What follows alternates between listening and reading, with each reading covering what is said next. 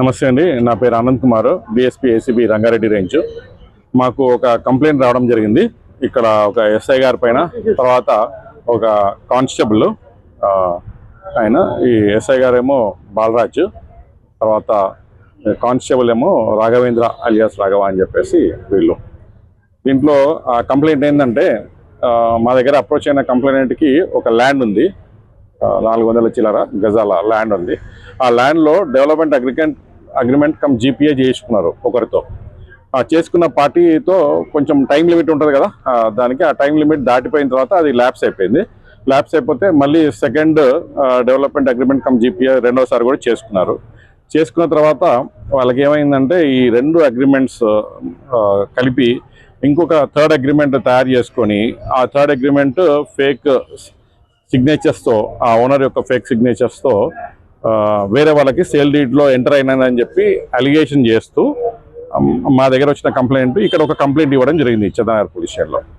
ఆ కంప్లైంట్ని వీళ్ళు ఇక్కడ రిజిస్టర్ చేసుకున్నారు. చేసుకొని చీటింగ్, ఫోర్జరీ ఆ సెక్షన్స్లో రిజిస్టర్ చేసుకుని ఇన్వెస్టిగేట్ చేస్తున్నారు. ఆ ఇన్వెస్టిగేషన్ ఐఓ బాలరాజ్ ఎస్ఐ గారు, ఆయనకి రైటర్గా ఆయన కొంచెం సహకారాలు అందిస్తారన్నమాట. రాఘవేంద్ర అని ఏదైనా రైటింగ్ విషయంలో ఆయనకి అసిస్ట్ చేస్తారు.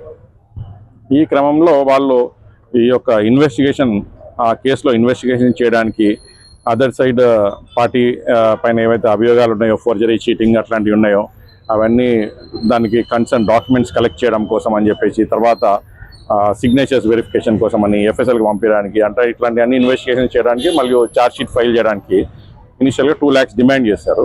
ఈ 2 lakhs demand at a time ఇవ్వలేమంటే, సరే పార్ట్ పేమెంట్ కింద ఇవ్వమని చెప్పారు. సో ఆ బేసిస్లో ఆల్రెడీ ఒక 20,000 క్యాష్ ఎస్ఐ గారు తీసుకోవడం జరిగింది.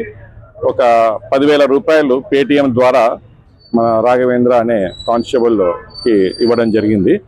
దాని తర్వాత మళ్ళీ ఈరోజు ఒక 75,000 రూపీస్ ఇస్తున్నప్పుడు రెడ్ హ్యాండెడ్గా పట్టుకోవడం జరిగిందండి. ఈ ప్రాసెస్ ప్రకారము సోదాలు ఏమన్నా అట్లాంటివన్నీ జరుగుతూ ఉంటాయండి అనుమానితుల దీంట్లో. వీళ్ళ దాంట్లో ఎలిగేషన్స్ ఏమైనా ఉంటే ఖచ్చితంగా పరిశీలిస్తామండి. ఏమైనా ఎలిగేషన్స్ కన్సర్న్ రైటరు రాఘవేంద్ర గారు ప్లస్ ఎస్ఐ గారు బాలరాజు గారు, ఇద్దరు ఉన్నారు.